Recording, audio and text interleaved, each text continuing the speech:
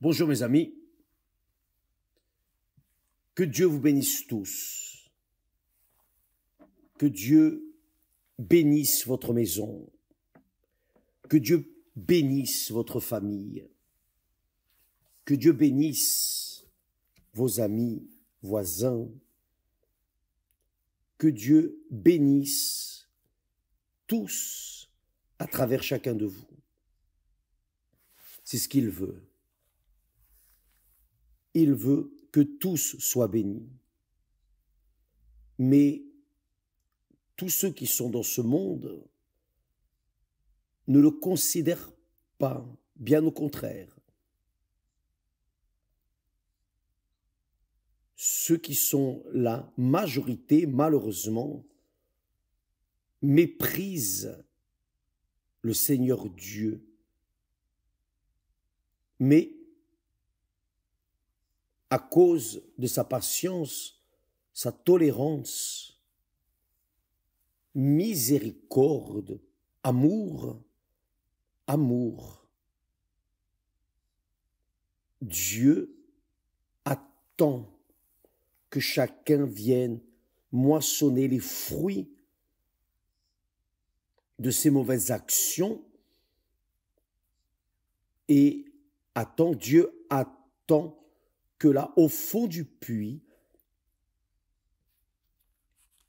lorsqu'il n'y a plus personne sur qui compter, ces personnes puissent se souvenir de lui et l'invoquer. Et alors, être exaucé, entendu, répondu. En parlant de la miséricorde, de la compassion, de la miséricorde et la tolérance de Dieu, j'étais en train de méditer sur Genèse. Vous savez que lorsque nous lisons Genèse, je vois Genèse comme le début de tout. Je sais que c'est le début de chaque chose, mais aujourd'hui, le commencement d'une vie nouvelle, a beaucoup à voir avec le commencement, le livre de Genèse. Parce que ici, en Genèse, vous pouvez évaluer, peser le caractère de Dieu en relation à nous, misérables êtres humains. Le texte sacré dit que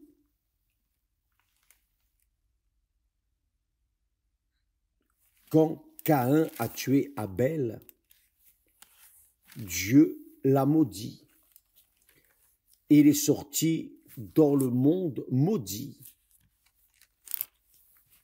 Caïn a été maudit car son offrande n'a pas plu à Dieu, évidemment. Et alors,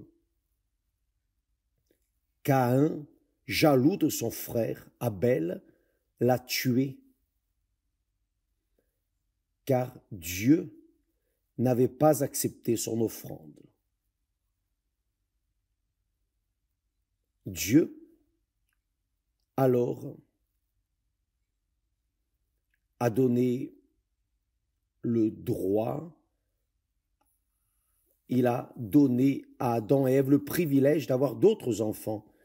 Et ce qui attire l'attention, c'est que le texte dit que Adam connut encore sa femme. Elle enfanta un fils et l'appela du nom de Seth. Car, dit-elle, Dieu m'a donné un autre fils à la place d'Abel que Caïn a tué. Mais ce qui est intéressant, c'est que Ève a dit, Dieu m'a donné un autre fils à la place d'Abel. C'est pour cela qu'elle l'a appelé Seth. Et j'étais en train de penser, Ève a été trompée et a désobéi à Dieu et a poussé également son mari à désobéir. Donc, Dieu aurait dû être fâché, mais vraiment fâché avec les deux, n'est-ce pas? Mais ici, nous voyons que Dieu a vu la souffrance, la douleur, l'affliction d'Ève. Voyez comme est la compassion de Dieu. Il a eu miséricorde d'elle, même en ayant été rebelle avec son époux, même ainsi Dieu a eu miséricorde d'elle et pour la secourir dans ce moment de douleur, ces jours de souffrance et de douleur, car imaginez, quand Dieu a maudit Caïn, il est devenu errant sur la terre, c'est-à-dire Adam et Ève sont restés seuls, et Ève, évidemment, mère, a ressenti la douleur, mais elle a aussi ressenti la douleur d'un enfant si bon comme était Abel. Et Dieu a vu l'affliction d'Ève et lui a donné le privilège d'engendrer, d'enfanter un autre fils. Donc elle a considéré que Dieu lui avait donné un autre fils et elle l'a appelé Seth. Car, dit-elle, Dieu m'a donné un autre fils à la place d'Abel. Donc nous voyons que le nom Seth est lié à la consolation, au réconfort de Dieu envers Ève, car elle avait perdu son fils Abel. Mais ce n'était pas seulement avec elle. Le nom d'Ismaël, qui a donné l'origine au peuple arabe, Dieu également a donné à Agar la consolation, le réconfort dans son affliction, car Agar, parce qu'elle est tombée enceinte d'Abraham, elle a commencé à humilier Sarah, l'épouse d'Abraham, la mépriser. Et alors, Sarah l'a renvoyée. Réellement, Agar a fui de Sarah, car elle avait peur d'être tuée parce qu'elle était enceinte d'un fils avec son mari. Mais le texte dit, c'est-à-dire Agar n'avait rien à voir avec le peuple élu, mais le texte dit que quand Agar était affligée, désespérément affligée, seule et enceinte au milieu du désert, l'ange de l'Éternel lui dit, « Voici, tu es enceinte, et tu enfanteras un fils, à qui tu donneras le nom d'Ismaël. » Ce n'est pas Agar qui a choisi le nom de son fils, mais c'est Dieu lui-même qui a choisi le nom d'Ismaël. Et là, le texte dit, « Car l'Éternel t'a entendu. » L'ange lui a dit, « L'Éternel t'a entendu dans ton affliction. » C'est-à-dire, Dieu a entendu l'affliction d'Ève, même étant tombée. Dieu a entendu l'affliction d'Agar, même ayant humilié Sarah, et il a exaucé ses cris, ses afflictions. Qu'est-ce que je veux dire par là? Où est-ce que je veux en arriver? Je veux en arriver jusqu'à vous qui peut-être êtes là, affligés, désespérés, pensant que votre vie n'a plus de solution. Vous êtes une créature qui est née pour souffrir, vous êtes né pour être pauvre, pour être, disons, rejeté, Enfin. Et vous restez là en train de culpabiliser Dieu de votre affliction, de votre douleur, votre abandon, enfin, ce que vous passez. Sauf que je vois Dieu de la manière suivante, ma manière de voir Dieu. Dieu est si miséricordieux, il est si grand dans sa bonté, patience et tolérance, qu'il permet que nous arrivions au fond du puits. Il permet que nos erreurs nous conduisent au fond du puits. Il n'est pas coupable, aucune culpabilité, mais évidemment, il permet. Pourquoi est-ce qu'il permet? Parce qu'au fond du puits, nous n'avons plus sur qui compter. Et quand nous n'avons plus sur qui compter,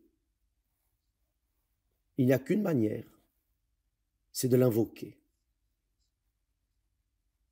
Si nous avons en nous un minimum de sincérité,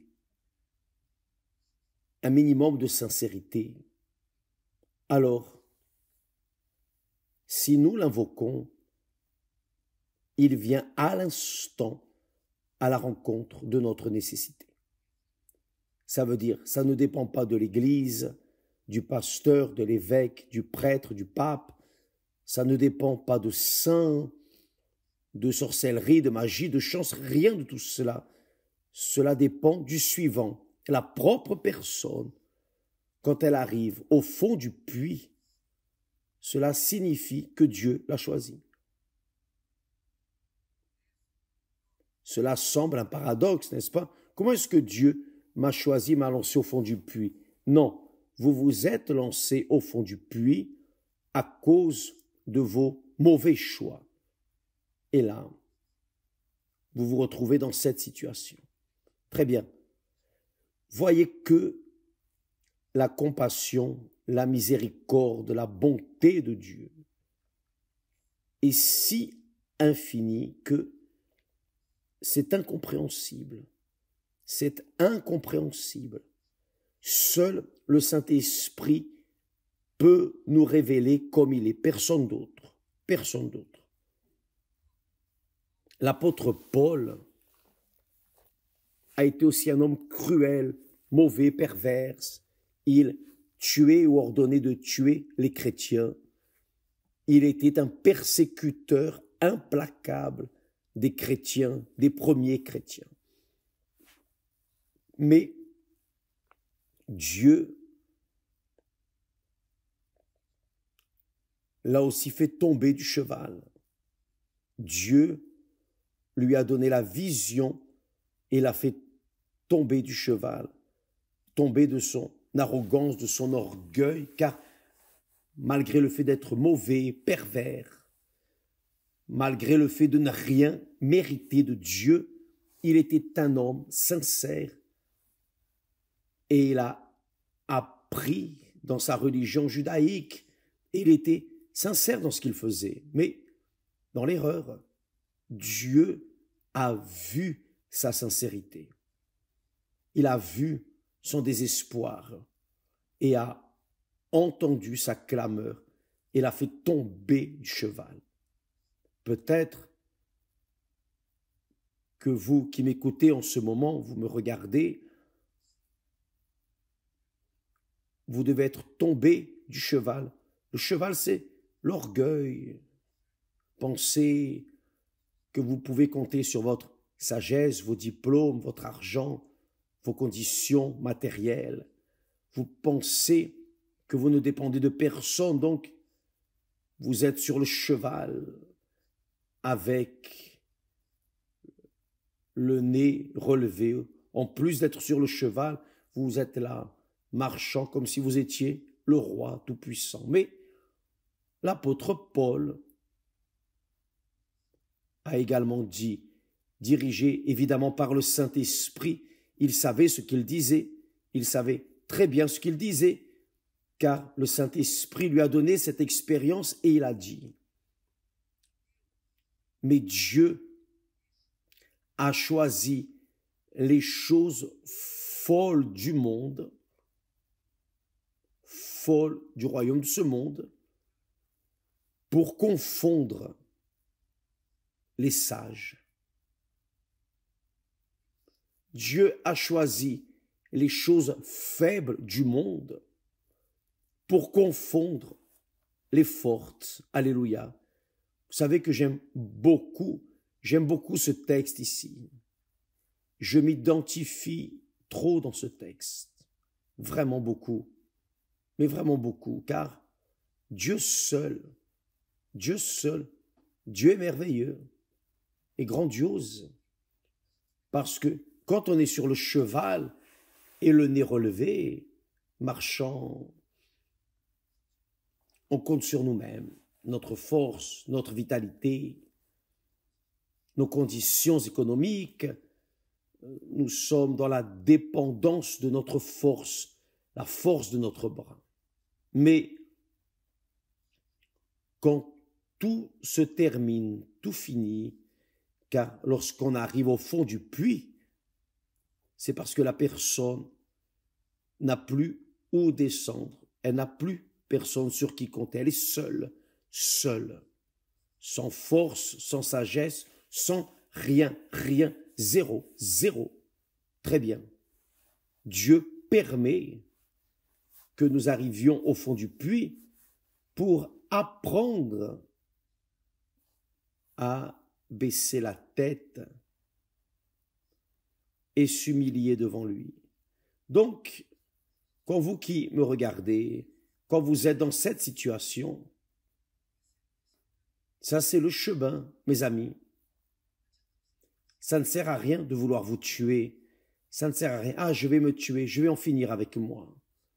Cela ne va rien résoudre, car ce que votre âme est en train de souffrir maintenant, en ce moment, imaginez-la en enfer. Imaginez une personne qui en finit avec ce qui est le plus précieux dans sa vie, qui est sa propre vie, son âme. Elle méprise cette grâce, ce présent qu'est la vie que Dieu nous donne. Même si nous sommes en train de vivre dans un désespoir, nous avons la vie. Nous avons la vie. Et avec cette vie, même si c'est toute petite, insignifiante, mais quand la personne s'humilie devant Dieu et dit « Seigneur, j'ai déjà donné tout ce que je pouvais donner, je n'ai plus rien à donner. Maintenant, aie miséricorde de moi, aie compassion de moi. J'ai confié en moi, dans ma sagesse, j'ai confié sur mon argent, ceci, j'ai confié sur ma charge publique, ma retraite, j'ai confié, mais me voici complètement nu, dénudé, prostré, et je reconnais que seul le Seigneur peut m'aider. » Donc, cette personne qui arrive dans cette situation, ou plutôt celles qui sont arrivées au fond du puits, sont privilégiées. Elles sont privilégiées car Dieu a permis qu'elles arrivent là. Pour qu'alors, elles puissent être choisies par Dieu. C'est cela même. Vous qui me regardez en ce moment et qui êtes en train de passer par des situations difficiles, vous êtes la dernière des créatures, la personne la plus indésirable, cruelle, mauvaise, perverse, qui que vous soyez ou avez été jusqu'à présent. Mais vous devez savoir une chose, Dieu n'a pas choisi les choses sages, fortes du monde, non. Il a choisi les choses folles, il a choisi les choses faibles du monde, les choses viles. Vous Vous savez ce qu'est une personne vile? Une personne vile, c'est une personne abjecte. C'est un abject. Une créature pourrie. Une personne sans aucune qualité, méprisable, vraiment, pourrie. Cette personne qui, aux yeux humains, il n'y a plus de solution. Elle n'a une solution qu'aux yeux de Dieu, mais pas aux yeux humains. Mais Dieu a choisi les choses viles du monde. Et ces choses sont des personnes. Ces choses sont des personnes. Ce ne sont pas des choses. Ce sont des choses viles. Dieu a choisi les choses viles du monde et Paul savait ce qu'est être vil. Il était une personne vile, vile. Il était cette créature vile, perverse, mauvaise, cruelle. Lui aussi était une personne méprisable.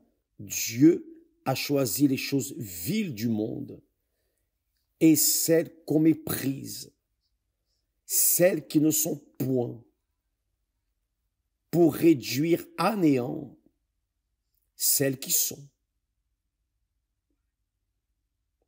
afin que personne ne se glorifie devant Dieu. Dieu seul, le Tout-Puissant, El Shaddai, le Dieu d'Abraham, d'Isaac, d'Israël, Père de notre Seigneur et Sauveur Jésus-Christ, qui dans la personne du Saint-Esprit agit aujourd'hui à la recherche des personnes viles, méprisables, des personnes faibles, débilitées, pécheresses, malades, infirmes. Le Seigneur Jésus a répété cela. Il a dit, je ne suis pas venu pour les biens portants, pour les saints, les religieux. Je suis venu pour les pécheurs, les malades, les infirmes, pour les personnes que personne ne veut, les personnes méprisées, méprisables de ce monde. Je suis venu pour ces personnes. Quelle merveille, n'est-ce pas? Dieu est venu pour vous, mes amis, qui êtes là, en train de penser au suicide. Vous pensez au suicide, pourquoi? Parce que vous avez déjà épuisé toutes vos forces et vous n'êtes pas sorti de ce fond du puits. Mais Dieu vous a mené à ce fond de puits. Il vous a mené, mes chers, dans ce fond du puits pour que tout simplement vous pensiez juste un peu, ça ne va rien coûter, c'est gratuit, pensez. Jusqu'à aujourd'hui, j'ai compté sur tel ou tel ou tel. Jusqu'à présent, j'ai fait ceci, j'ai fait le cours de ceci, le cours de cela. Je me suis formé, j'ai un nom pour lequel je dois avoir du zèle, j'ai une réputation. Tout cela n'a rien valu pour vous, oui ou non? Les personnes vous applaudissent, mais vous pleurez en vous, vous gémissez à l'intérieur. Et vous pensez, bon, puisque c'est comme ça, je vais en finir avec ma vie. Ne faites pas ça, hein, car cette souffrance que vous sentez là dans la chair, si vous vous tuez, vous allez souffrir infiniment plus. C'est ce qui est écrit. Vous allez avoir la sensibilité de souffrir pour toute l'éternité. Là, il n'y a plus de solution. Il n'y a plus de solution. Donc, pensez bien à votre vie, ce don que Dieu vous a donné. Combien de personnes sont sur un lit de douleur, gémissant, cherchant de l'air pour respirer, des personnes qui sont entubées, des personnes en train d'uriner à travers un appareil, en train de déféquer par un appareil, et vous êtes une personne qui a la santé, vous avez la santé, vous êtes rempli de problèmes, mais vous avez un corps, une vie qui, bien ou mal, est là. Et cette vie, Dieu a donné la sienne, sa vie, pour votre vie, pour que vous puissiez avoir vraiment une vie. Le Seigneur Jésus n'est pas mort sur la croix juste pour guérir de petites blessures, non. Le Seigneur Jésus est mort sur la croix pour sauver notre âme. Il veut sauver votre âme qui gémit, qui souffre. Votre âme, c'est elle qui ressent tous ces symptômes que vous ressentez là, de mépris, enfin, de disgrâce, de douleur. C'est votre âme qui est en train de souffrir.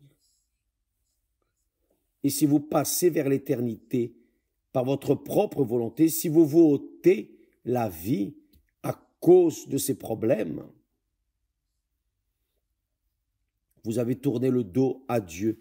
C'est comme si vous aviez fait la même chose que Caïn a fait quand il a offert à Dieu une offrande pourrie, comme si Dieu était un être humain.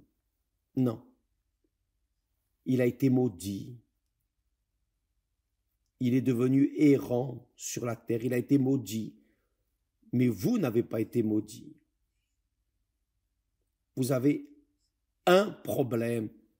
Vous avez une malédiction qui veut aspirer votre vie. C'est l'esprit de l'enfer. Mais Dieu vous a choisi pour être en ce moment en train de regarder ce message.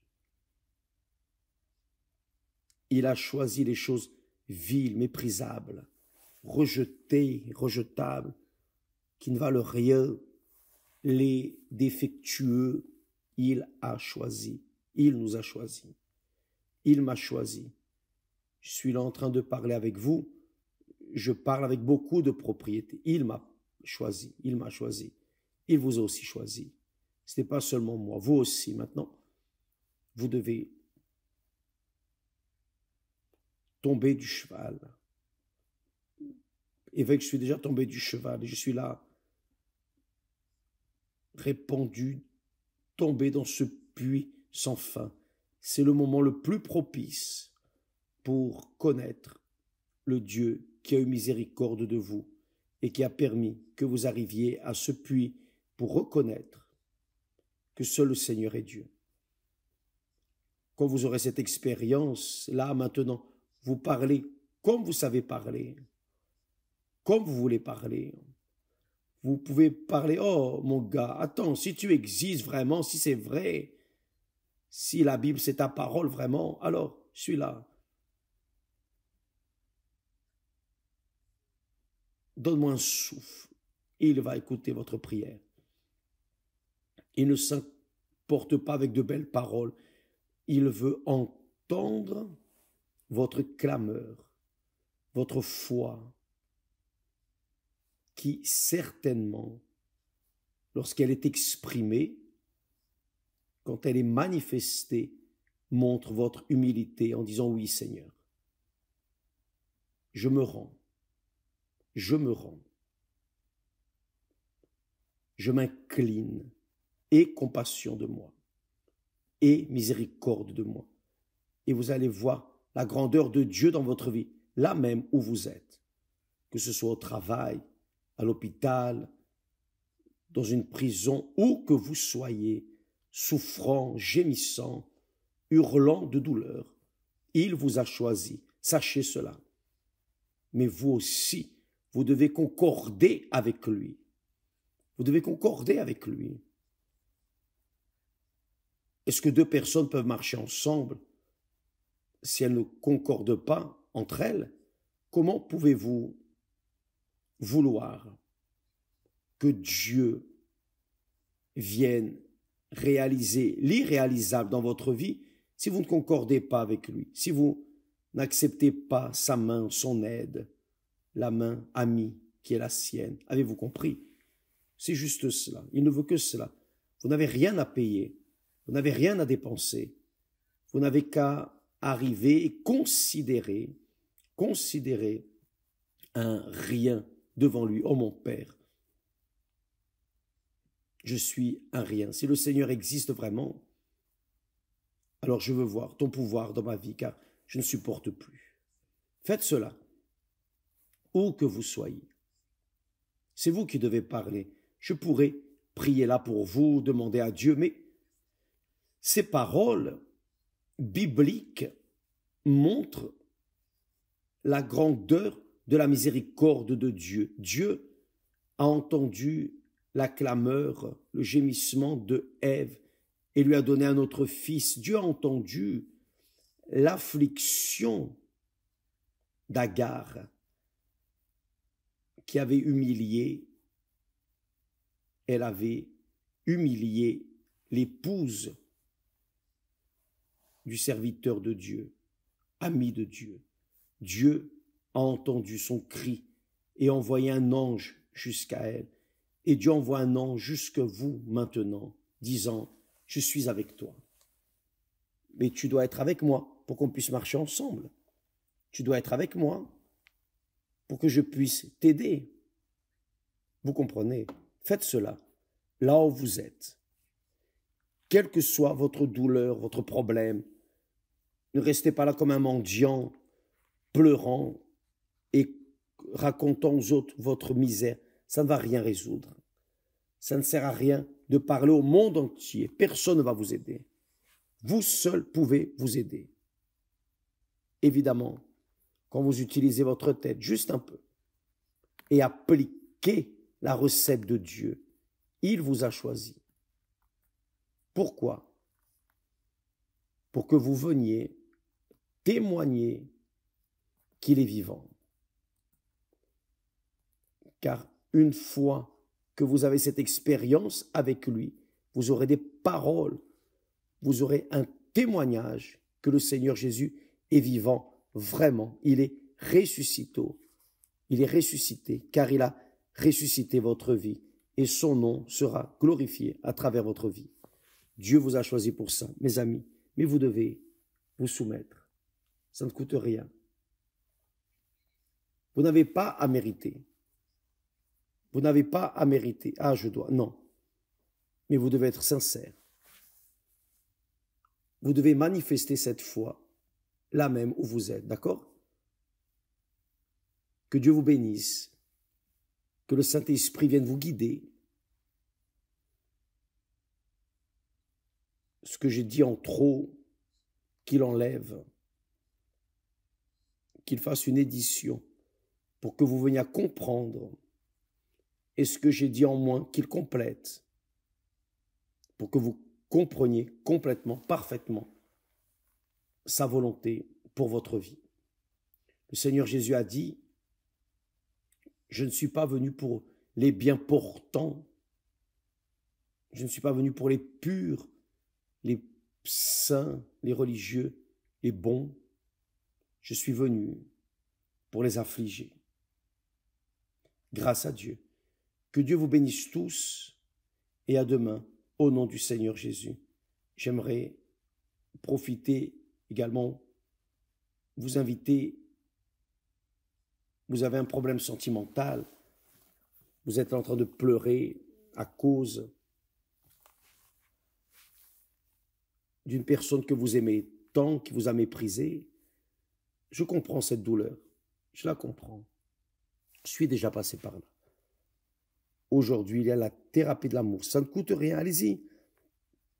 Par exemple, ici au temple de Salomon, ou n'importe quel temple de l'Église universelle, vous pouvez arriver, vous n'avez rien à payer, rien, ni le parking, rien.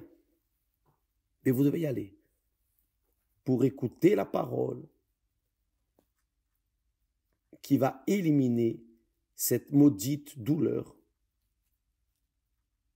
d'un amour qui n'est pas réciproque. D'accord? Il y a un amour plus grand, un amour infiniment plus grand. Et vous allez comprendre, et jamais plus vous ne serez seul. Que Dieu vous bénisse. Ce soir, à 20h, au temple de Salomon,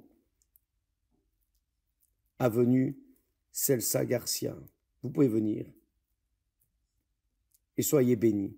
À demain, au nom du Seigneur Jésus. Amen.